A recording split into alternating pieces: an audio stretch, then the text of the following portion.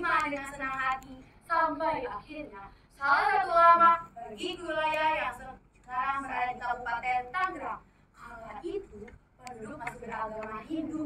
Salah satu ulama yang diutus ke wilayah tersebut adalah Syekh Mas Mas'ad. Syekh dikawal ratusan tentara dari Kesultanan Banten. Usaha yang dilakukan Syekh Mas Mas'ad wilayah kerajaan Pajajaran ternyata diketahui oleh pihak kerajaan Pajajaran. Maka Raja Pajajaran pun menyuruh para pasukan di bawah pimpinan Ki Mas Layang dan Ki Buyut.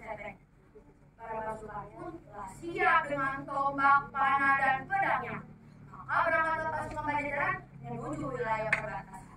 Setelah berhari-hari, perjalanan mereka tempuh sampailah di wilayah perbatasan. Mereka menebang pohon-pohon hutan.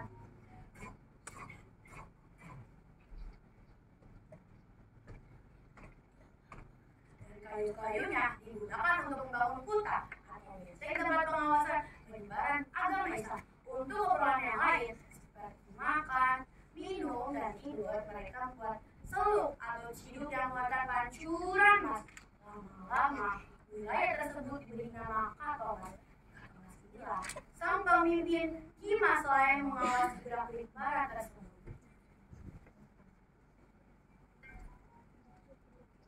Ki Mas Layang sangat disegani oleh para pasukannya karena olahan raganya. Begitupun dengan Ki Buyut yang terkenal dengan kesaktiannya. Ternyata di antara kedua belah pihak, baik Ki Mas Layang dan Syekh Mas Mas'ad telah mengetahui pasukan masing-masing. Namun demi menghindari peperangan, Syekh Mas Mas'ad mengirimkan utusan untuk mensyiarkan agama Islam ke wilayah kerajaan Pajajaran. Namun demi menjaga nama baik kerajaan Pajajaran, ajakan itu ditepis oleh Ki Mas Layang. Peperangan pun tak terhindarkan. Serbu, serang terus, perang, korban terus berjatuhan. Sehari, 2 hari, seminggu, berminggu-minggu, sebulan, berbulan-bulan. Perang terus berkepanjangan. Di saat itu, duka menimpa pihak Syekh Mas Mas'ad. Syekh dikabarkan meninggal dunia akibat sakit. Suara tahlil bergema di pondok. La ilaha illallah, la ilaha illallah, la ilaha illallah, la ilaha illallah. Pucuk-pucuk daun jati seakan membeku. Air sungai Cibuyan sudah berhenti riak-riakannya. Tidak terlihat binatang-binatang penghuni. Hanya terlihat 1 atau 2 yang berlarian dari pohon ke pohon seakan tidak ingin kehilangan dari empunya. Kegalauan menggelayuti hati para santri dan penduduk. Siapakah pengganti perjuangan kerajaan? Siapakah pengganti perjuangan Syekh Mas Mas'ad? Tanya itu dijawab dengan diutusnya seorang ulama dari Kesultanan Banten yang bernama Syekh Mubarak. Nama asli Syekh Mubarak adalah Abdullah Muhammad bin Umar. Syekh Mubarak berasal dari daerah yang ada di Timur Tengah. Hadiran Syekh Mubarak ternyata disambut hangat oleh para santri dan penduduk.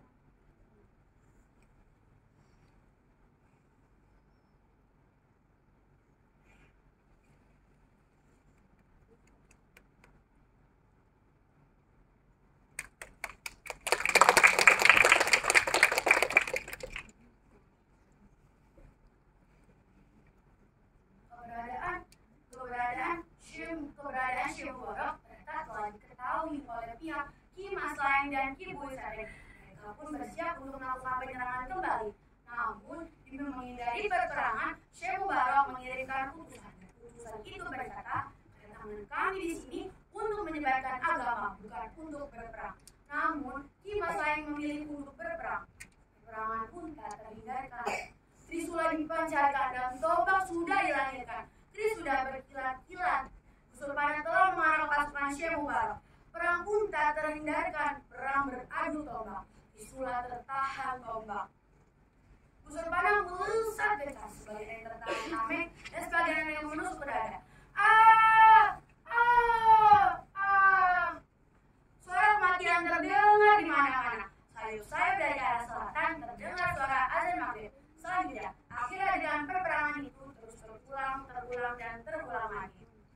Kepedihan hati dirasakan oleh para penduduk dan prajurit. Begitupun di hati para wanita yang kian menjadak dan anak terus bertanya kapan bapak pulang. Mama, kapan bapak pulang?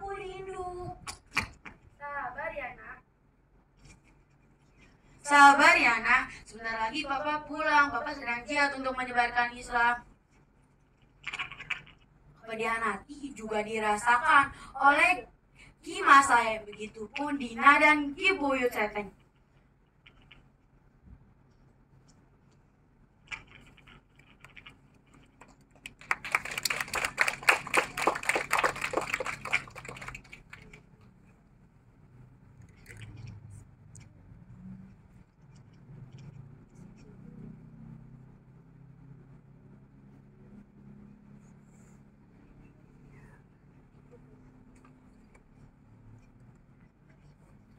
Dari arah barat, terlihat kepulan debu yang mengepul ke langit dengan diiringi suara ringkikan kuda tertahan.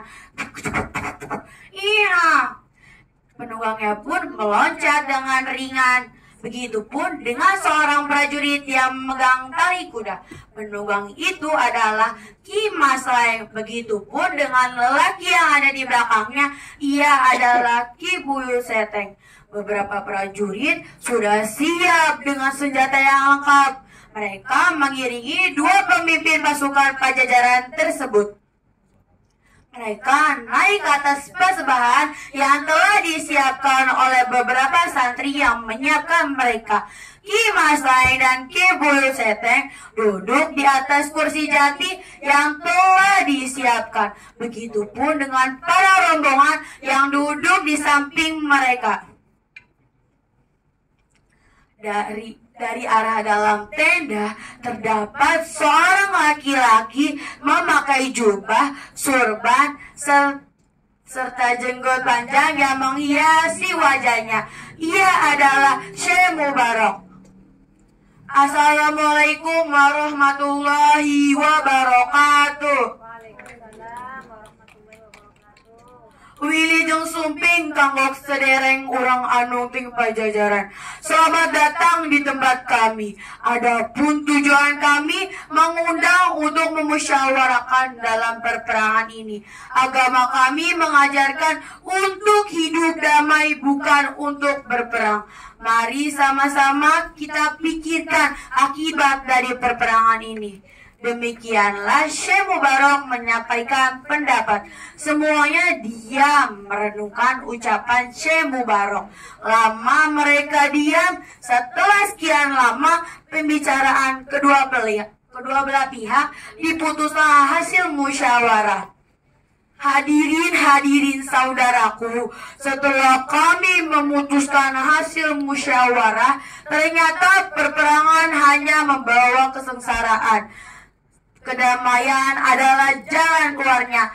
Maka mulai hari ini perperangan dihentikan, ucap Syekh Mubarok dengan suara menggema.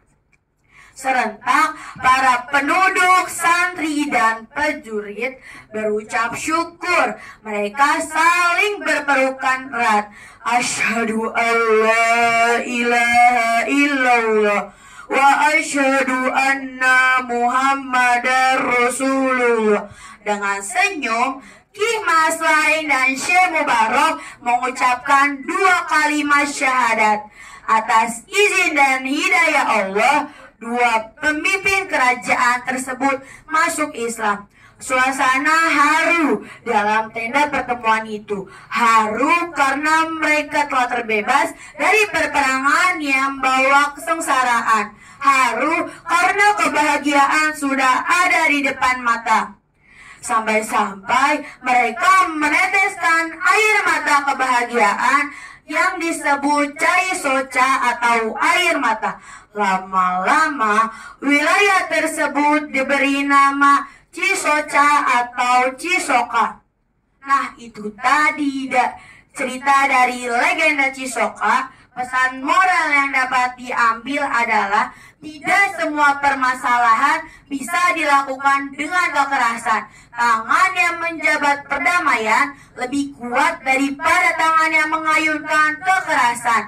Terima kasih sudah mendengarkan cerita saya. Salam literasi Indonesia. Assalamualaikum warahmatullahi wabarakatuh. Waalaikumsalam warahmatullahi wabarakatuh. Terima kasih Ibu Mafiro.